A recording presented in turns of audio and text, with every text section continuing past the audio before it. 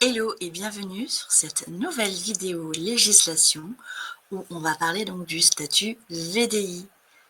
Qu'est-ce que le statut VDI? VDI, ça signifie donc vendeur à domicile indépendant. Donc c'est une abréviation VDI. Ça concerne donc le statut fiscal de VDI, mais également donc le métier de vendeur à domicile indépendant, qui est donc un métier à part entière, avec ses avantages, ses inconvénients, ses obligations, ses réglementations et ses limites, bien sûr, comme tout métier. La profession de vendeur à domicile est donc une activité commerciale. La personne va se déplacer au domicile des clients ou lors de réunions pour vendre des biens ou des services. C'est donc vraiment une activité de travailleur indépendant. C'est-à-dire que le vendeur fait l'intermédiaire entre l'entreprise de vente directe et les clients, comme le ferait une franchise par exemple. Le VDI, donc, il n'est pas salarié de l'entreprise de vente directe. Alors qu'au contraire, un VRP, voyageur représentant placier, est salarié de l'entreprise.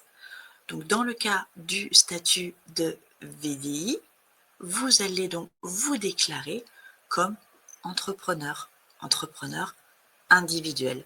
De la même façon, si vous vous déclarez en tant que micro-entrepreneur, c'est la même chose. Vous serez une entreprise individuelle. Dans les deux cas, vous êtes une entreprise individuelle, donc en votre nom propre. Donc selon les entreprises de vente directe, vous pouvez vous déclarer soit en statut VDI, soit en statut micro-entrepreneur. Vous avez aussi dans certaines entreprises le statut de agent commercial.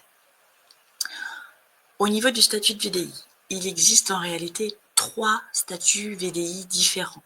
Donc vous avez le statut de VDI mandataire, VDI courtier et VDI acheteur-revendeur. Pour ces 3 types de VDI, ces 3 statuts fiscaux VDI, il y a plein de points communs et on va les voir tout de suite. Donc déjà dans un premier temps, pour devenir VDI, il faut avoir 18 ans ou alors être un mineur émancipé. Ne pas avoir été condamné par la justice pour certains délits. Ne pas avoir d'activité en parallèle de certains commerces. Dans certains cas, c'est interdit. Ne pas avoir d'activité dans le secteur public, donc fonctionnaire dans le secteur public, fonctionnaire territorial, hospitalier, etc. Sauf si vous avez bénéficié d'une dérogation préalable. Et surtout, vérifiez dans votre contrat de travail, si vous dépendez donc du secteur privé, qu'il n'y a pas de clause de non-concurrence. On ne peut pas devenir VDI si on exerce certains métiers, comme officier public ministériel, avocat, administrateur judiciaire, architecte, géomètre, commissaire aux comptes, expert comptable. Là, vous ne pouvez pas être VDI du tout. Donc vous l'aurez compris, VDI, ça désigne à la fois un métier légal et déclaré, mais aussi donc un statut fiscal et social. Donc en fait, vous êtes vraiment à mi-chemin entre le salarié et le micro-entrepreneur, parce que du coup, vous allez avoir des avantages avec ce statut.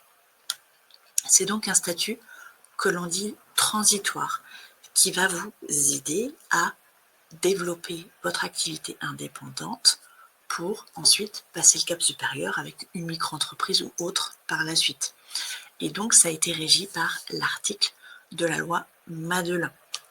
Je vous donnerai plus de détails sur ce statut transitoire plus tard. Donc, ce statut relève du régime fiscal propre aux indépendants. Selon le statut VDI que vous avez, ça peut être soit régime des bénéfices non commerciaux, donc BNC, ou des bénéfices industriels et commerciaux BIC, donc selon le type de contrat VDI et selon ce que vous commercialisez bien sûr aussi. Être VDI, donc, ça a de nombreux avantages. C'est pour ça que c'est un statut transitoire et surtout un statut tremplin dans l'entrepreneuriat. Donc, vous êtes rattaché au régime de la sécurité sociale, donc vous avez les mêmes droits sociaux que les salariés. Vous êtes inscrit auprès des organismes sociaux, donc par la société, par l'entreprise de vente directe.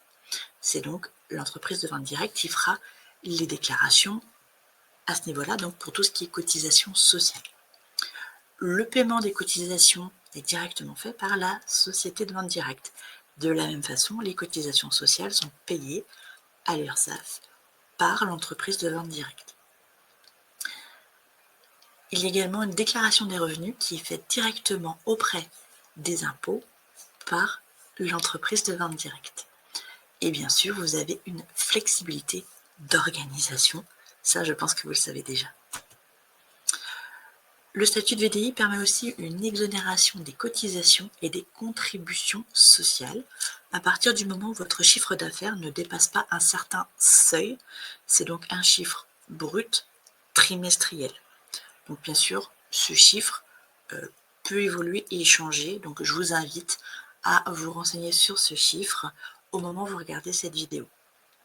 Et donc le statut de VDI est accessible à tous, sans condition d'expérience, sans condition d'âge, juste avoir 18 ans, comme on vient de le dire, et sans condition de diplôme.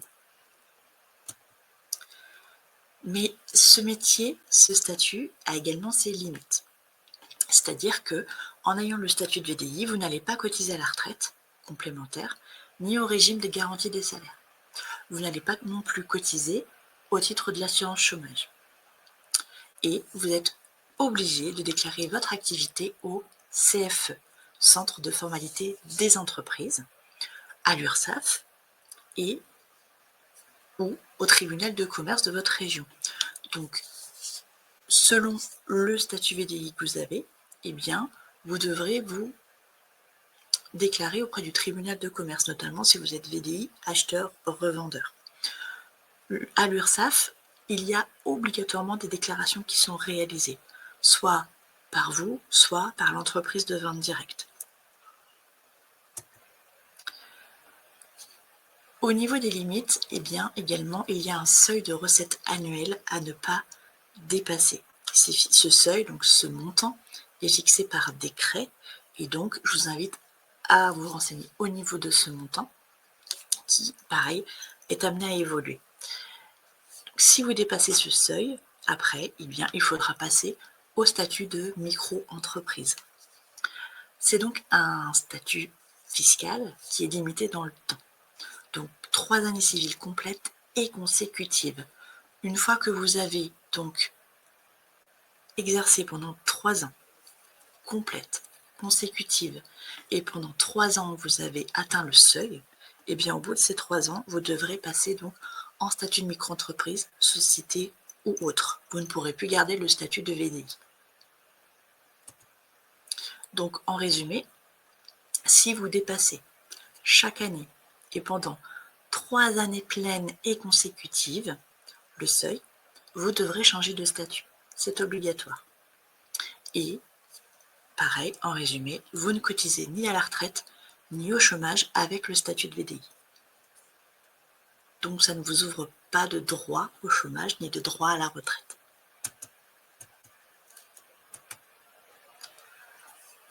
La vente à domicile exclut donc les cas suivants. C'est-à-dire que, quand on reste vraiment purement dans la vente à domicile, d'après les textes de loi, on ne peut pas vendre par téléphone ni par Internet. C'est un régime qui est spécifique à la vente à distance. On ne peut pas vendre sur les marchés, ni sur les foires, ni sur les salons, ni dans tout lieu destiné habituellement au commerce. Et bien sûr, on ne peut pas vendre certains produits tels que des services de santé, des denrées alimentaires, des jeux d'argent ou des produits financiers tels que peuvent les vendre les banques et les assurances. La visite et la conclusion du contrat de vente ont lieu au domicile du client, sur son lieu de travail ou dans tout lieu non destiné à la commercialisation du bien ou de service. Ce qui veut dire que quand on parle de vente à domicile, c'est donc soit chez le client, soit sur son lieu de travail, ou alors dans un autre lieu, mais qui n'est pas un commerce. Sont ainsi exclus de ce statut les personnes qui effectuent des ventes à distance, donc téléphone, internet, pour lesquelles la réglementation sur la vente à distance est applicable. Les personnes qui effectuent des ventes sur les marchés, les foires ou les magasins, lieux destinés à la commercialisation habituelle de biens ou de services. Et donc, comme je vous l'ai dit, les personnes qui distribuent des produits financiers, des produits d'assurance, des contrats portant sur des immeubles ou tout autre bien ou service pour lesquels le démarchage est interdit ou réglementé. Donc, dans tous ces cas-là, on ne peut pas avec le statut VDI. Au niveau de la législation, le statut VDI est soumis à la réglementation du démarchage à domicile avec la loi Hamon.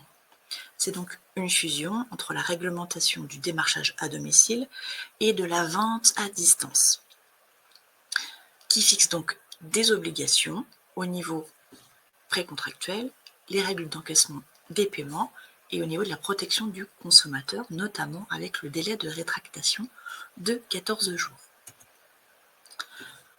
Donc la loi Hamon stipule que le vendeur à domicile doit remettre à son client sous format papier ou numérique et, au moment de la conclusion de la vente, un contrat portant des mentions obligatoires. Donc, dès que vous faites une vente, que ce soit vous qui génériez le contrat ou l'entreprise de vente directe, si ça se fait sur votre boutique en ligne, il doit automatiquement y avoir un contrat de vente. Sur ce document, il y a donc le nom du fournisseur ou du démarcheur. Donc, le démarcheur, c'est le vendeur, c'est vous.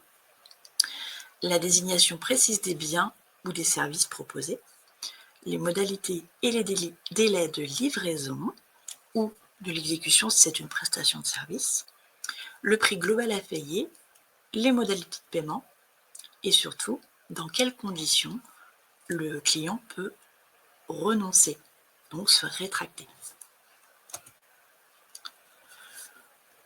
En ce qui concerne la vente multiniveau ou marketing relationnel, MLM, c'est donc réglementé également par le Code de la consommation qui indique les limites et les interdictions.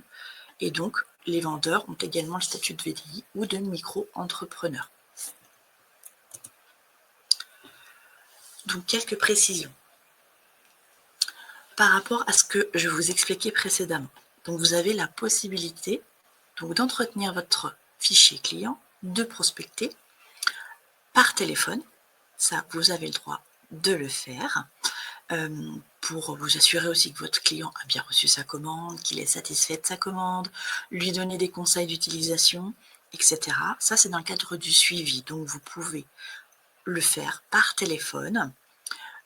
Occasionnellement, vous pouvez également prendre une commande par téléphone seulement si, par exemple, la personne n'a pas pu être présente à la réunion à domicile et qu'elle souhaite quand même faire une commande.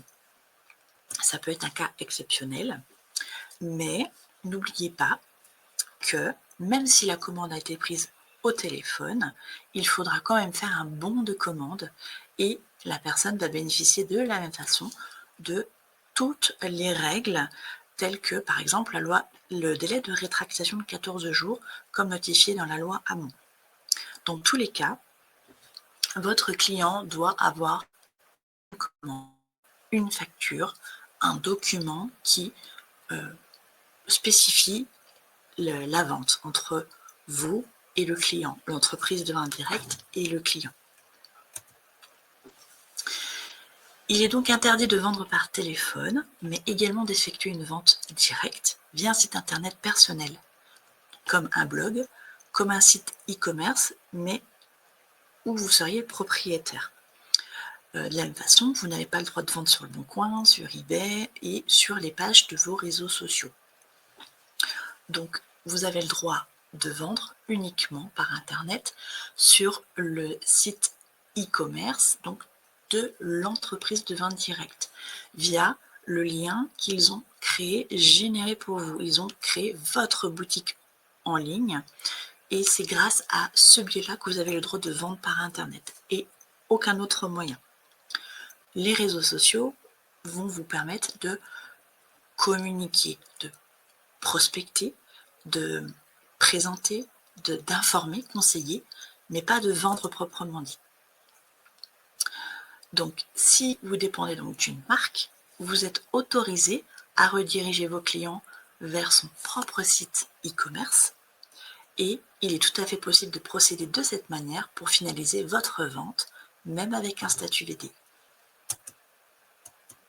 Voilà, donc nous arrivons à la fin de cette présentation sur le statut VDI. Je vous invite donc à prendre connaissance d'une prochaine vidéo plus spécifique en fonction de votre statut VDI actuel. À bientôt.